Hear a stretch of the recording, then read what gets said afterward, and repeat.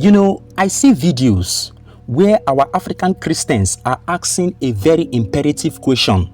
They asked, if our African idols were so powerful, why didn't they save us from slave trade and colonization?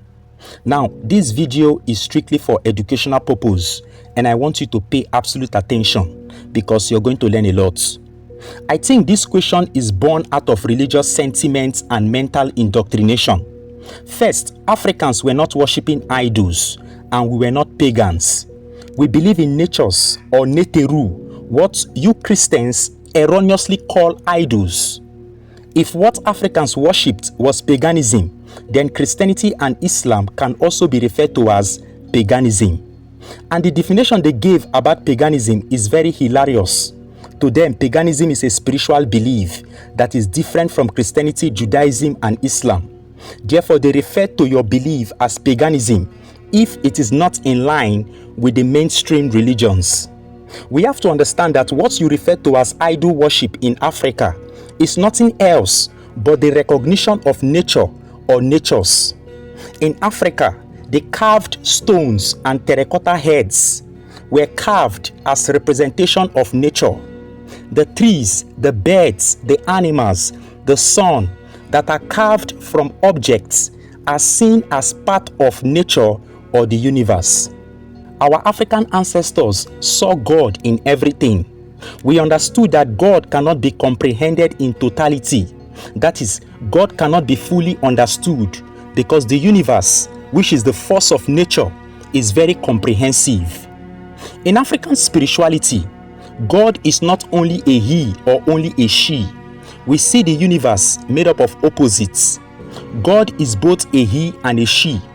When the Africans were explaining the origin of the universe, about how all the molecules and atoms came into existence, they recognized opposites. In their view of how the universe came into existence, they looked at the noon noonettes, the hehettes, the coquettes, and the amun and the amunettes. In other words, the noon being matter and the noonette is space. The hair is infinity and the hahet is finity. The cock is darkness and the coquette is light. The amen is the hidden and the aminet is the revealed. This is the male and female entities of our universe according to our ancestors. You see, in the mystery system of our African ancestors, what you Christians erroneously call shrines or juju houses, our African ancestors had a universal force named Atum or Atom. Atum or Atom is believed to be the one who created his first two descendants through masturbation. Calm down, I will explain. Shu and Tefnut were his first descendants. Shu is male and he represents the air. Tefnut is female and she represents moisture. This is our earthly air and moisture, and this is pure science. Now, Shu and Tefnut gave birth to Nut and Geb. Nut is female and she represents the sky, while Geb is male and he represents the earth. Our African ancestors' perception of life came from a mother sky and a father earth, which brings forth life, and the coming together of the male and female is symbolized as the ankh. The ankh, which is the oldest symbol in the world, represents the male and female coming together to produce life, the feminine and the masculine coming together to produce life. This is why the ankh is seen as the key or the source of life. Our African ancestors have already climbed the highest level of civilization, the climax of civilization, where they have already started the Nok civilization, where huge sculptures were made from terracotta from 500 BCE to 200 AD.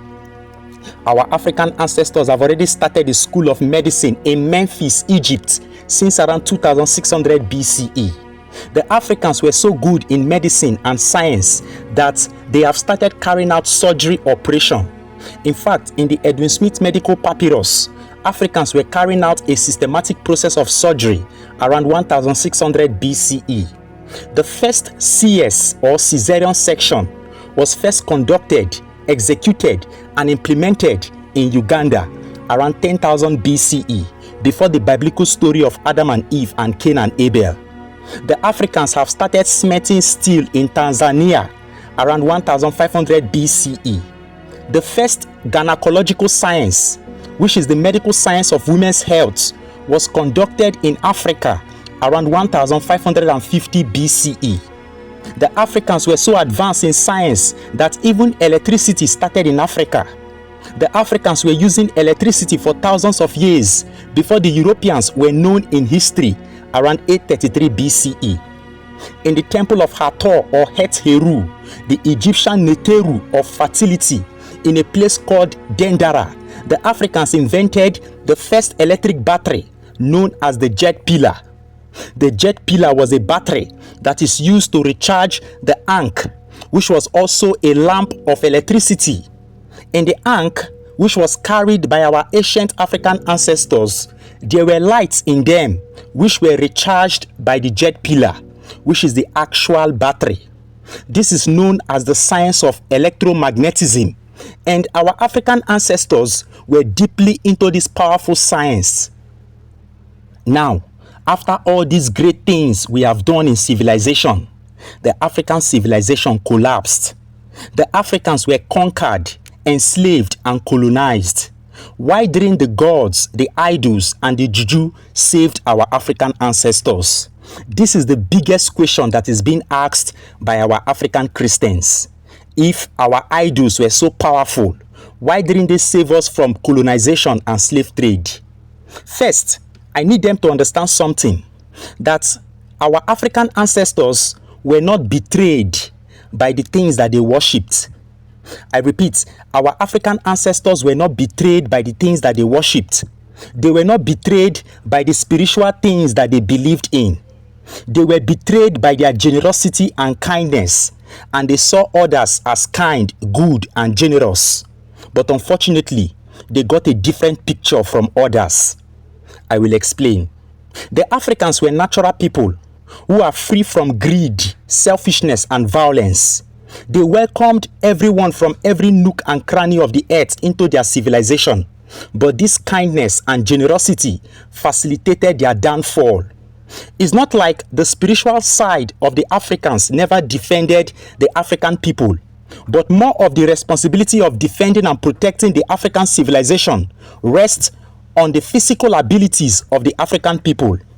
We also need to understand that the people who came in contact with us and who later invaded us, enslaved us, and colonized us were not civilized like us.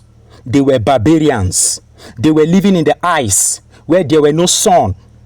They lived in the caves, hunting animals for survival. There was no sun where they lived in the ice. They lacked fire because there was no sun anywhere. These people were the Caucasians living in the Caucasoid mountain. They ate raw food and raw animals. When they ran out of food, they fight each other and ate themselves as food. And in fact, this was the origin of cannibalism. These people were warlike, violent, and destructive. It was these people who came in contact with our African people, and we accepted them into our system. Unfortunately, our kindness and generosity became our biggest nightmare. The Africans had mystery schools, which you Christians erroneously call shrines and juju places. These mystery schools were centers of learning where people came all over the world to learn about mysticism, philosophy, medicine, astronomy, mathematics, and a lot of many aspects of the universe. These were knowledge our African ancestors were giving out free of charge to people all over the world who came to Africa to receive their early education. People like Socrates, Thales, Pythagoras, Aristotle, Plato, Hippocrates, and many others from Europe all came to Africa to be educated. After all this knowledge, which was given to them, the Africans were later invaded. In fact, the first step that led to the fall of Africans' greatness was invasion. The Africans have been invaded, conquered, and their empires disintegrated and plundered by the invaders.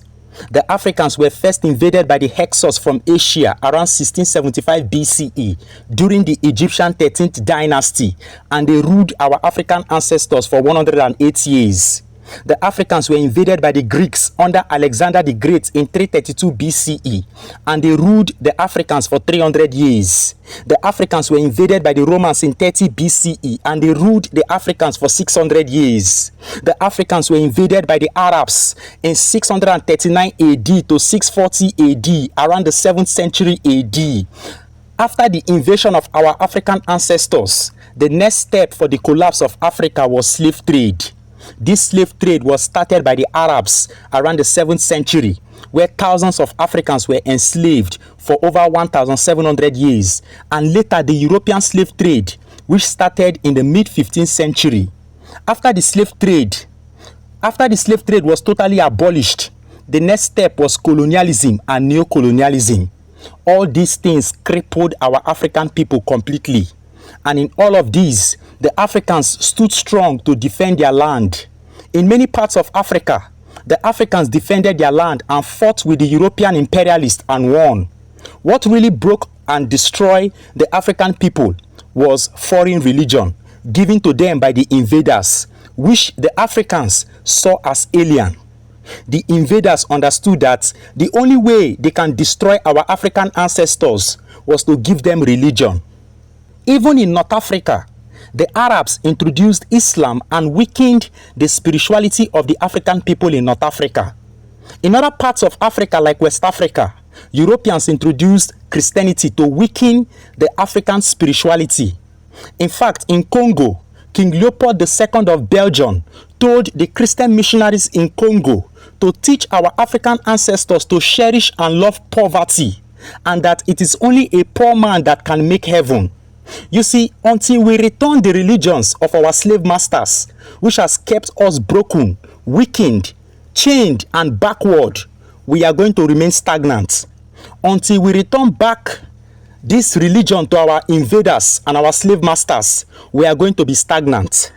Until we take back our spirituality and give them their religion, we will continue to ask questions without answers. You run to Mecca for pilgrimage. You run to Jerusalem for pilgrimage, but you see your shrine as abomination, forgetting that it was this shrine which was the first center of learning and communicating with our chi, and today you demonize it as evil. I will recommend the following books, and if you want to buy, my inbox is open. The African Origin of Civilization, The African Origin of Electricity, The Untold History of the Black Race and the Fall of African Civilization, Volume 1 and Volume 2, The Destruction of Black Civilization, The Egyptian Book of the Dead and the Papyrus of Ani, also known as the Egyptian Book of the Coming Forth by Day and by Night. This is the first holy book in the world, before the Bible, before the Torah, and before the Quran. The books of Enoch and the 12 planets are also very important books that will open your eyes about the Watchers and the Anunnaki.